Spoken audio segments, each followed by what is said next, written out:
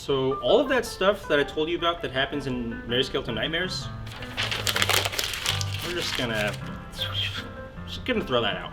So, where am I starting? Because Mary Skelter 2 is not a sequel. It's actually an alternate reality story.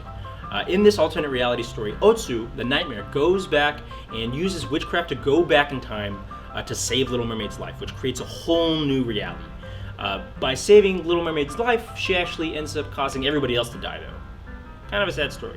So gameplay-wise, all of the characters that you recruited in Mary Skelter Nightmares are now recruited in the reverse order, starting with Hamlet. So Cinderella, as a little girl, before she can meet the Dawn, runs off to go prove herself and goes missing. Then a mimicked Cinderella clone kills Chiaki. Thumbelina hates her for it. They leave the Dawn to join the Order of the Sun to help Michiru.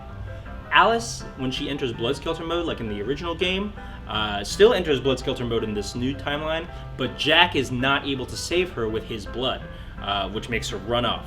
So Jack, because of his wounds, becomes a nightmare, and only Otsu can understand him. And then Alice actually becomes a nightmare as well. Everyone at Dawn is killed by Nightmare Alice, including Snark, which basically snuffs out the entire plot from the first game. They set up a base at Hamlin's secret area, and the rest of the game's plot is basically them trying to recoup their losses by recruiting the remaining Blood Maidens. And growing the jail tower is kind of just like a bonus. So they end up running into Hikari, Mamoru, and some of the other characters from the light novels. And eventually they find all of the remaining Blood Maidens, while also destroying the cores that grow the tower. Nightmare Alice, though, blocks their way, and then they kind of realize that, oh, this Alice is actually a mimicry. Twist, Jack, unable to kind of reconcile, like, wanting to help Alice and all the others, ends up splitting into two. So one half fuses into, like, this super crazy monster nightmare with Alice and becomes, like, the final boss, and the other one becomes the ghost of Jack to help everybody out in the name of Mary Skelter's spirit.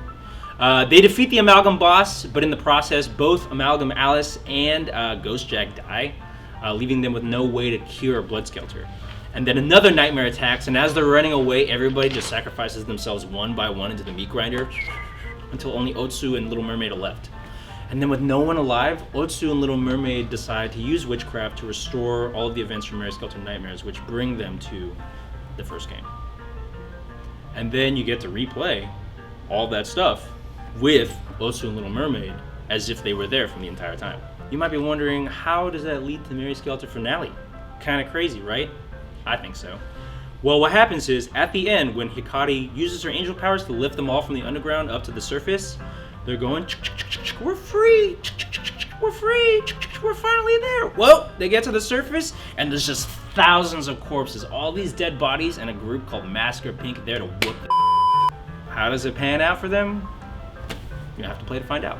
You can play Mary Skelter Finale in North America on September 30th and all over Europe on October 1st. See you in the pit.